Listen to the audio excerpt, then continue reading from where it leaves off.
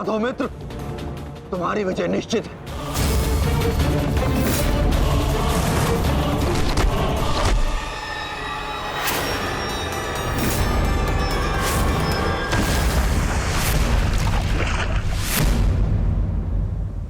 माधव, यदि ऐसा ही चलता रहा तो भीम दुर्योधन के आगे अधिक समय तक टिक नहीं पाएगा। ये द्वंद्व पूर्ण रूप से दुर्योधन के पक्ष में है।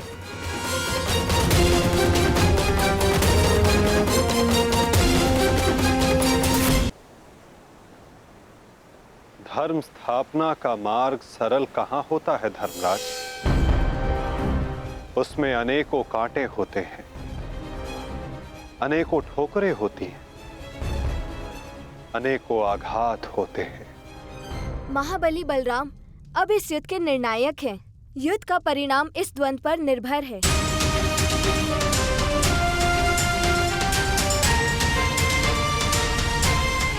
माधव,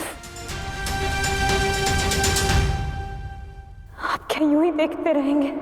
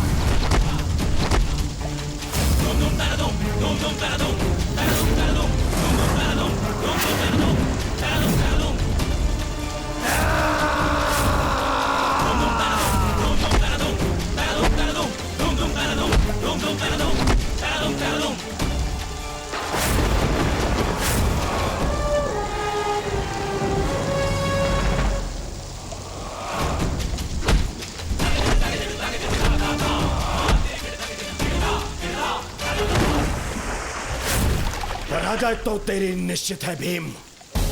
फिर क्यों पराजय के साथ साथ मृत्यु का भी आह्वान कर रहा है? टेक दे, मेरे समक्ष अपने घुटने टेक दे, अन्यथा आज तेरा जीवन मृत्यु के समक्ष घुटने टेक देगा। जब मेरे ज्येष्ठ कर्ण ने मरते समय अपना धर्म नहीं छोड़ा तो उनका यह अनुज कैसे छोड़ सकता है? अब यह युद्ध हम में से किसी एक के मृत्यु के पश्चात ही समाप्त होगा। नहीं, वो तेरा ज्येष्ठ नहीं था, कोई संबंध नहीं था तुम्हारे साथ में उसका, क्योंकि कोई अनुज अपने ज्येष्ठ की इस तरह मृत्यु नहीं करता, वो भी छल से। वो केवल मेरा था, मेरा मित्र था वो। तुम्हारा उसके साथ में कोई संबंध नहीं था कोई संबंध।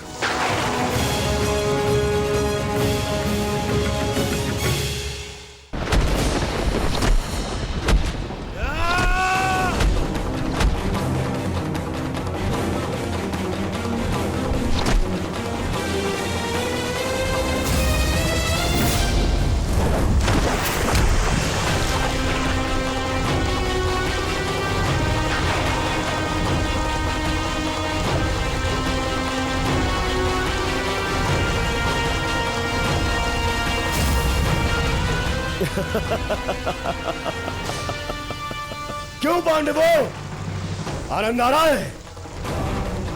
अपने अनुज को ऐसे देखकर आनंद आ रहा है?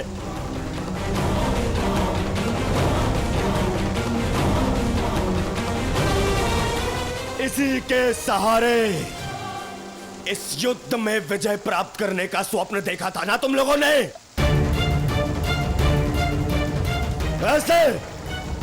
ऐसा दिलाएगा ये तुम्हें विजय? हाँ, देखो कैसे मेरी लाचार, धरती की गोद में धंसा हुआ है ये।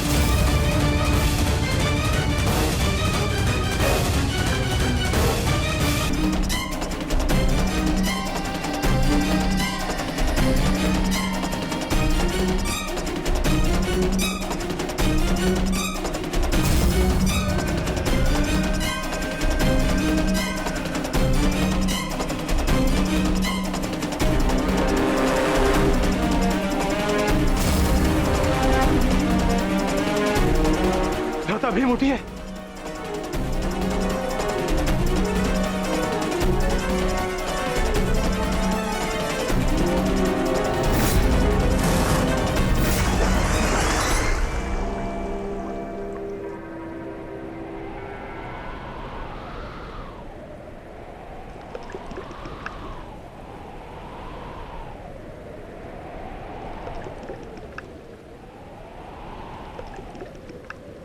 उठिए भ्राता भीम, उठिए भ्राता भीम, उठिए भ्राता भीम।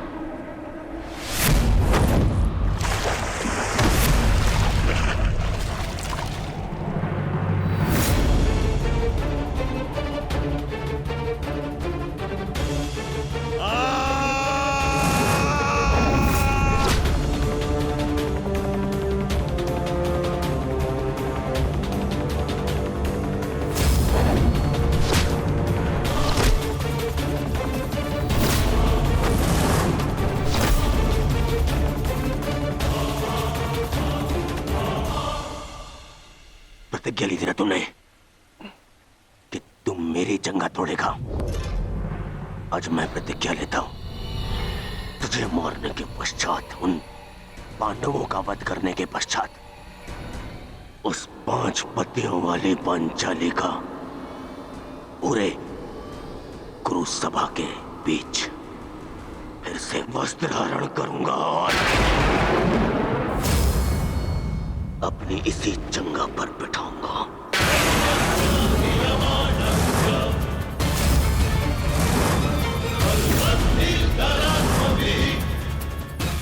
ये श्रद्धांजलि है मेरे 99 भाइयों के लिए।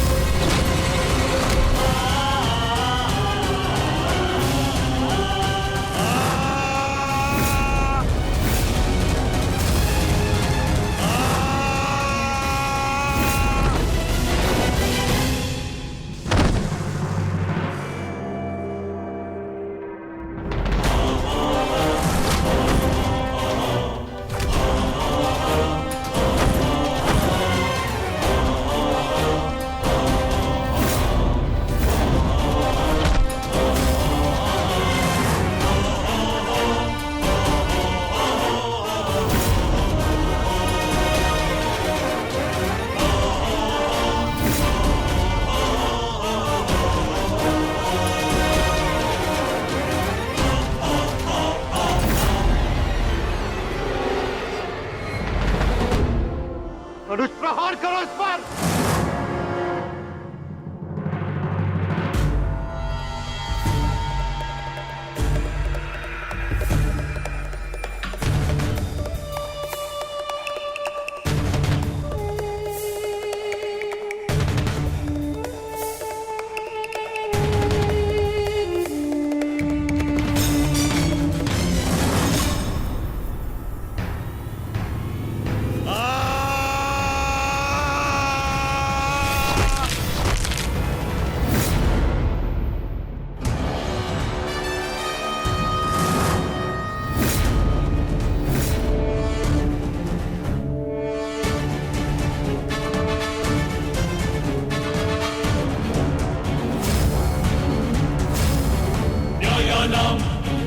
अधिकाराणां प्राप्त्यर्थं साम्राज्यर्थं न्यायानां अधिकाराणां प्राप्त्यर्थं साम्राज्यर्थं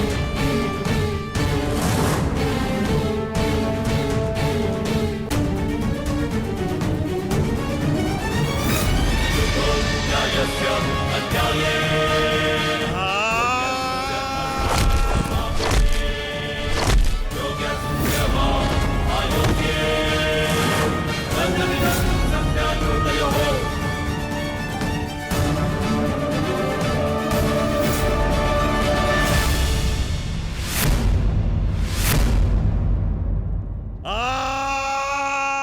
ये हो क्या रहा है? स्वयं स्वयं महाबली बलराम के होते हुए इस प्रकार नियम का उल्लंघन कैसे हो सकता है? बलराम को कुछ करना होगा। ये छल है बॉस।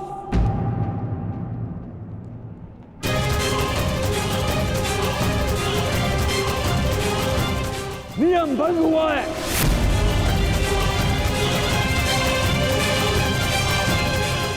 रुक जाइए दाऊ। आपने कहा था कि जो नियम भंग करके विजय प्राप्त करेगा तो आप उसे दंड देंगे, किंतु अभी जय विजय का निर्णय नहीं हुआ है दाऊ। आप भीम को अभी दंडित नहीं कर सकते।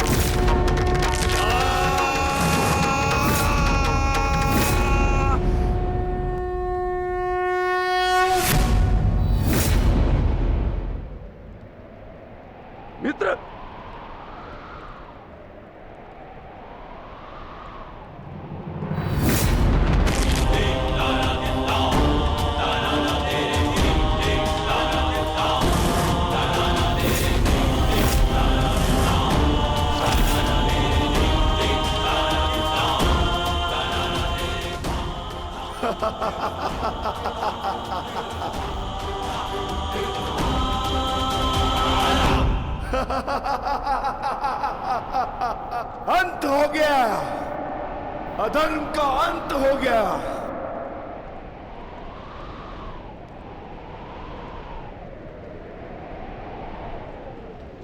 ज्येष्ठ, पांचाली से कहना मैंने अपनी प्रतिज्ञा पूर्ण कर ली।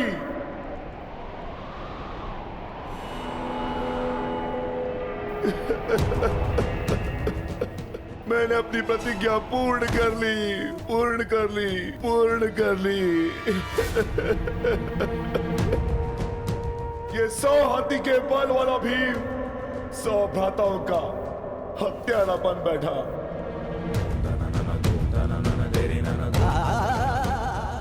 आज ये देवपुत्र अपने भ्राताओं का रक्त पीने वाला राक्षस बन बैठा।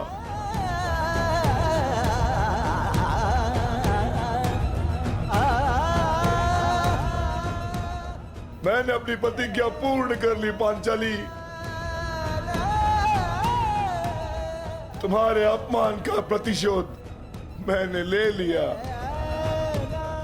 इस महायुद्ध में, इस महाभारत में मैं विजयी हो गया।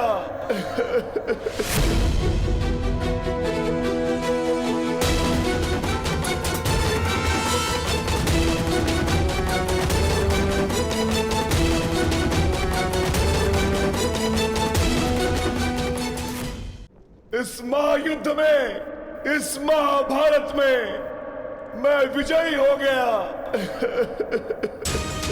परंतु आज स्वयं को हार गया ये वृकोदर भीम। हार गया ये वृकोदर भीम।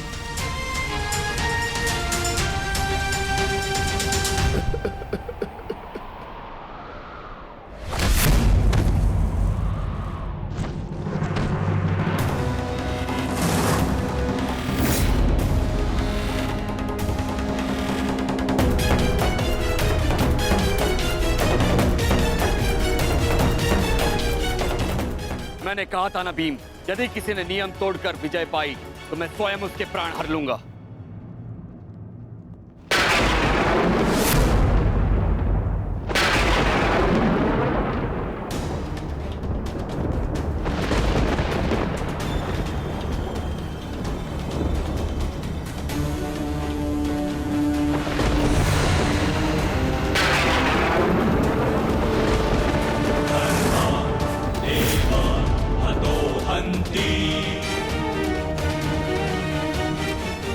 तुमने दुर्योधन की जंगा पर प्रहार करके द्वंद का नियम तोड़ा है भीम।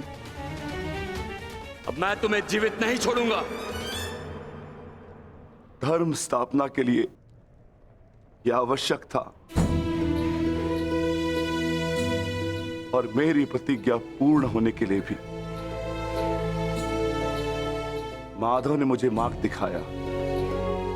परंतु यदि माधव के ज्येष्ठ मुझे यम के मार्ग पर भेजना चाहते हैं तो मैं उसके लिए भी सच्चा हूं। श्री बलराम। हाँ बलराम, अंत कर दो इस दुष्ट का। ये हत्यारा है। इसने मेरे 100 पुत्रों की निर्दयता से हत्या की है। जिन पांडवों ने मेरे वंश के वृक्ष की जड़ों को काटा है, काट डालो उनके वंश के वृक्षों को। ये क्या अनर्थ हो गया महादेव। आपके दिए गए वरदान के पश्चात भी ये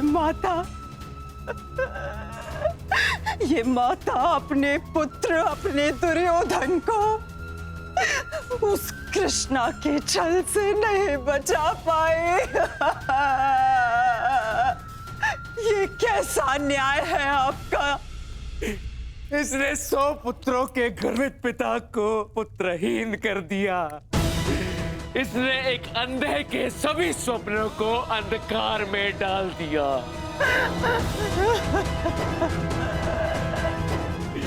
अंत कर दो इसका। मार डालो इसको अंदर। यदि मुझे कोई तर्पण करने वाला जीवित नहीं, तो इनका तर्पण करने वाला भी शेष नहीं होना चाहिए।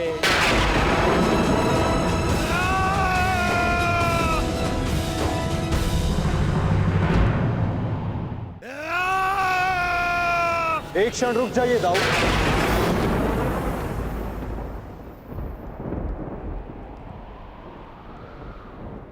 नहीं कान्हा, अब मत रोकना मुझे। अब मैं बंदित नहीं हूं। मैं अधर्म को तो नहीं रोक पाया, परंतु अधर्मी का नाश अवश्य करूंगा।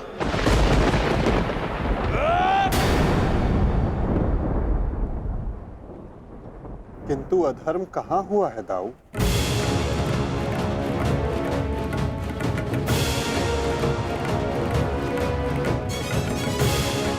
भीम ने नियम भंग करते हुए दुर्योधन की जंघा पर प्रहार किया। क्या यह अधर्म नहीं? तुमने स्वयं अपनी आंखों से देखा है कान्हा, फिर भी तुम मुझसे प्रश्न कर रहे हो? हाँ दाऊ, क्योंकि ये प्रश्न उचित है।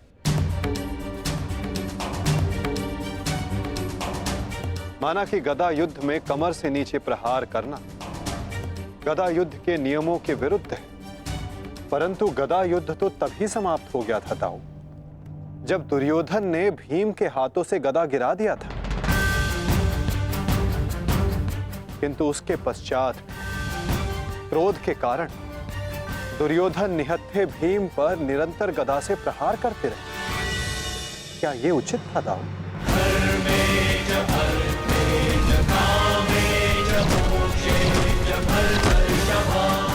नियम तो दुर्योधन ने तोड़ा था, विकोदर भीम ने तो केवल आत्मरक्षा का प्रयास किया था, जिसके कारण विकोदर को विवश होकर दुर्योधन की जंघा पर प्रहार करना पड़ा।